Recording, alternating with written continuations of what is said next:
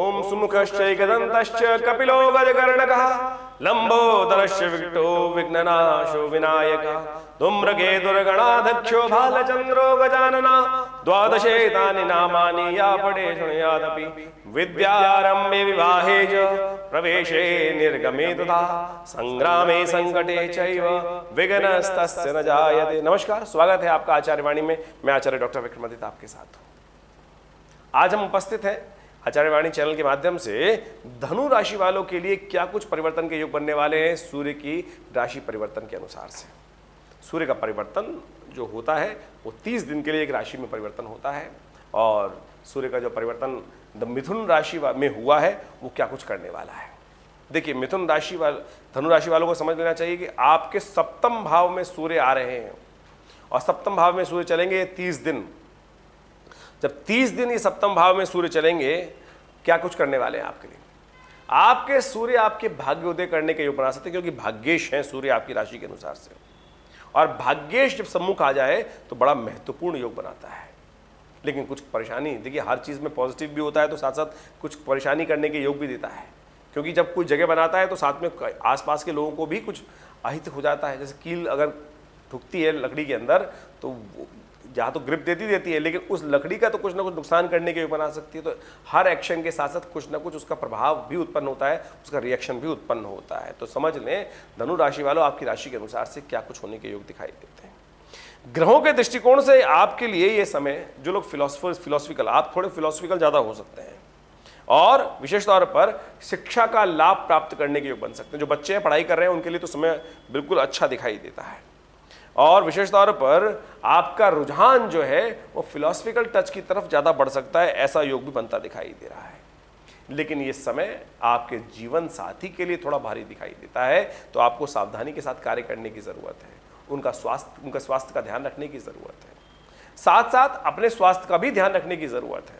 आपके अंदर सूर्य जब सप्तम भाव में आते हैं तो क्या करते हैं, थोड़ी सी एंजाइटी बढ़ा देते हैं, क्रोध बढ़ा देते हैं, गुस्सा बढ़ा देते हैं, झिझक बढ़ा देते हैं, और झींकना शुरू हो जाता है व्यक्ति। आमतौर पर गुस्सा क्रोध में दांत पीसने वाली स्थिति बन जाती है। तो ऐसे में ध्यान रखिएगा अपने स्वास्थ्य के दृष्टिकोण से। और विशेष तौर पर देखिए, गर्मी का मौसम चल रहा है, ऐसे में नेत्र रोग ना परेशान करे, इसलिए ध्यान रखते हुए कार्य करने की जरूरत है आपको। जब सूर्य सप्तम भाव में आते हैं तो विशेष तौर पर व्यक्ति थोड़ा स्वतंत्र विचार का ज्यादा हो जाता है। किसी की पराधीनता स्वीकार करने का बड़ी मुश्किल हो जाती है उसके अंदर, यानी नौकरी पेशा में कुछ ना कुछ कष्ट आने के योग दिखाई देते हैं। स्वाधीन व्यवसाय, स्वाधीन कार्य करना, जो स्वतंत्र कार्य होते हैं विशेष तौर पर, वो आपके लिए करने का मनोमस्तिष्क में आपके योग बनते दिखाई दे रहे हैं। तो ऐसे में जो किसी के अंडर रहकर काम करने वाले जो लोग जिसे नौकरी कर रहे हैं, वहाँ थोड़ा सा आपके अंदर एंजाइटी डिसऑर्डर परेशान कर सकता है, और आपके कलीग्स के साथ, आपके बॉस के साथ थोड़े से डिफरेंस ऑफ ओपिनियन कई क्षेत्र में आपके आने के योग बन सकते हैं। तो ऐसे में आपको थोड़ा सावधान रहते हुए कार्य करने की जरूरत है। देखिए, हर चीज का उपाय है। तो हम सबसे पहले तो आपने समझा कि प्रभाव क्या है। हमने कहा सूर्य आपका भाग्य का मालिक है। यदि आपने एंजाइटी को कंट्रोल कर लिया, अपने क्रोध को कंट्रोल कर लिया, तो आप सत्य माने आप बहुत बढ़िया तरीके से इस समय का लाभ ले सकते हैं। कुछ खास उपाय हम आपको बताने वाले हैं, वो छोटे छोटे उपाय हैं, उनको आप अवश्य करने का प्रयास करें, आपके लिए बहुत सुंदर योग बनेगा। आपके लिए किसी भी गौशाला में देखिए, काली गाय यदि मिल जाए आपको, तो उसकी सेवा करने का प्रयास करें। हो सके तो थोड़ा गुड़, थोड़ी सी रोटी अवश्य नित्य प्रति गाय को खिला दें। यह बहुत सुंदर उपाय है। मैं आपको रामबाण उपाय बता रहा हूं। किसी और रंग की गाय की अपेक्षा काली गाय का विशेष तौर पर सेवा करना बहुत ज्यादा आपके लिए कल्याणकारी योग बनाने वाला है, और आपके विशेष तौर पर कई प्रकार के ग्रहों के दोषों को दूर करने वाला है। नित्यपति भगवान सूर्य को अवश्य जल दें, और रविवार को हो सके तो मीठा खाएं, नमक का त्याग करें। यदि नमक का त्याग करें, आप मीठा खाने का मतलब केवल ये होता है कि आप शुगर पेशेंट हो जाए, कोई व्यक्ति कहे आप मीठा खाने को कह रहे हैं, तो मैं वो उस हिसाब से नहीं। अगर शुगर पेशेंट है तो अपनी डाइट का ध्यान रखते हुए कार्य करें, लेकिन नमक का त्याग करना परम आवश्यक है, क्योंकि आपके नमक के त्याग करने से आपके कष्ट के योग बन सकते हैं। आपके नमक के त्याग करने से आपके कष्ट के निवारण करने का योग आप अवश्य बना सकते हैं। संक्रांति जब हो, मिथुन संक्रांति वालों के लिए विशेष तौर पर जब समय होता है, तो ऐसे में शास्त्र के अनुसार से कहा गया है कि अन्न का दान, वस्त्र का दान, दूध का दान, दही का दान सबसे कल्याणकारी होते हैं। तो ये अवश्य दान करने का प्रयास करें, इससे आपके बहुत सारे जो सूर्य के दुष्प्रभाव हैं वो दूर हो सकते हैं। सूर्य भाग्य जगाने का योग बना सकते हैं।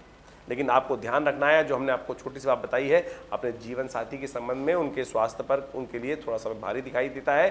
तो धनु राशि वालों, इस सब चीज़ को समझते हुए कार्य करना आपके लिए परम आवश्यक है। और बेकार की बातों में गुस्सा मत कीजिएगा, समय को यूटिलाइज करते हुए कार्य करेंगे तो बहुत सुंदर तरीके से इसका लाभ ले सकते हैं। नित्यपति भगवान सूर्य को जल दें, अर्घ दें, और उस अर्घ में विशेष तौर पर थोड़ा रोली और पीला पुष्प डालकर ओम घृणी सूर्य आदित्याय नमः या ओम केवल सूर्याय नमः, भास्कराय नमः, दिवाकराय नमः, कुछ भी मंत्र आपको याद हो, गायत्री तो याद होगा ही होगा, उसके द्वारा आप भगवान सूर्य को अवश्य जल देने का प्रयास कीजिए।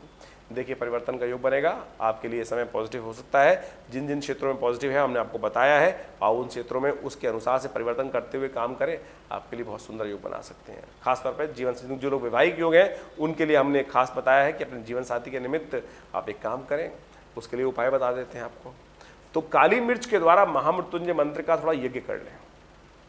देखिए मैं कई बार यज्ञ के बारे में बताता हूं, इस बात को आपको समझना चाहिए कि यज्ञ जब से ज़्यादा लाभदायक स्थिति हो सकती है यज्ञ के द्वारा। और हमारे आश्रम में तो नित्यपति यज्ञ होता ही है, रविवार में आप उसमें अवश्य सम्मिलित हो सकते हैं। तो धनु राशि वालों, अपॉर्चुनिटीज़ का फायदा उठाइए। रविवार के दिन जो यज्ञ आश्रम में यज्ञ होता है, काली मिर्च के द्वारा महामृत्युंजय का यज्ञ मंत्र से यज्ञ कर लें। काली मिर्च के द्वारा महामृत्युंजय मंत्र से यज्ञ करने से कहा जाता है कि स्वास्थ्य की कैसी भी विकट से विकट समस्या हो उसको निवारण करने के लिए रास्ता बन जाता है। आशा करते हैं आप इन सब समस्त सुझावों को समझेंगे, उपाय करेंगे, कार्य करने से लाभ प्राप्त होगा। और तो और एक बात और ध्यान रखें, दूध के द्वारा भगवान शिव का अभिषेक नित्यपति शाम के समय करें। ये भी बहुत चमत्कारी उपाय है। आपको खासतौर पे जो हमने बताया कि जीवन साथी के लिए समय भारी है, तो आप उनके निमित्त और आपके लिए, आपके क्रोध को ठीक करने के लिए बहुत सारे दूध के द्वारा भगवान शिव का अभिषेक, ये जबरदस्त उपाय करेगा, कल्याणकारी योग बनाएगा। ओम हंग जुम सह या ओम नमः शिवाय इस मंत्र का जप करते हुए नित्यपति भगवान सूर्य, भगवान का विशेष तौर पर आशुतोष का ध्यान करते हुए उनका अभिषेक कर लीजिए नर्मदेश्वर शिवलिंग पर। कल्याणकारी योग बनेंगे, आपके समस्त अनिष्टों को दूर करने का अवसर आपको प्राप्त होगा। धन्यवाद।